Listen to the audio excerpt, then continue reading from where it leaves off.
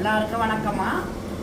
நாளைக்கு சனிக்கிழமை ஆப்ரேஷன் பண்ணுறதுக்கு வர சொல்லிட்டோம். ஏன்னா வீட்டிலேருந்து தூக்கிட்டு போய் ரெண்டாக பண்ணும்போது என்ன ஆகுதுன்னா நமக்கு செலவும் அதிகமாகுது. அதுவும் இல்லாமல் இங்கே ஏதாவது உடம்பு சரியில்லைனா அந்த பிள்ளையை தூக்கிட்டு போய் ட்ரீட்மெண்ட் பார்க்க முடியல, நம்ம இதுங்களை விட்டுட்டு போக முடியல.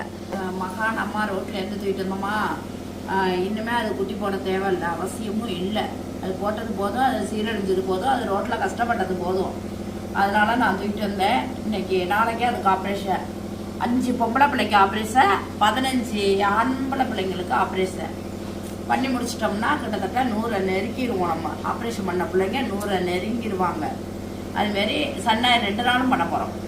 எல்லோரும் இந்த பிள்ளைங்களுக்காக கொஞ்சம் ஹெல்ப் பண்ணுங்கள். ஆப்ரேஷன் பண்ணுறது ரொம்ப ரொம்ப முக்கியமான விஷயம். பில்லுலேருந்து எல்லாமே பண்ணுறேன். நாங்கள் எப்போவுமே உங்கள் சேஃப்டியை பார்க்குறோம். அதனால தான் நாங்கள் எவ்வளோ செலவாகும் ப்ரைவேட்டில் போய் பார்க்குறோம். முடிச்சோன்னா அடுத்த நிமிஷமே அது விளையாடுதுங்க.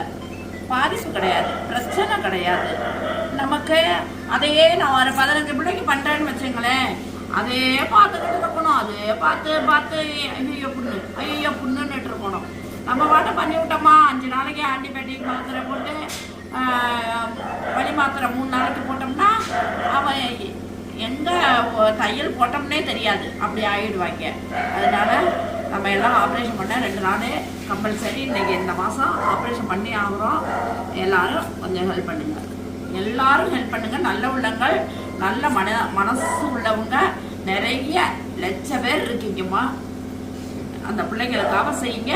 என்னால் முடிஞ்சதை நான் 100 பிள்ளைக்கு பண்ணினேன். 100 பிள்ளைக்கு பண்ணி முடிச்சேன்னா எத்தனையோ லட்சம் டாக்கு குறையுது. சரியா? அதனால நம்ம எல்லாரும் சேர்ந்து, நல்ல உள்ளவங்க சேர்ந்து இந்த பிள்ளைங்களை குறைப்போம், நல்லதே செய்வோம்.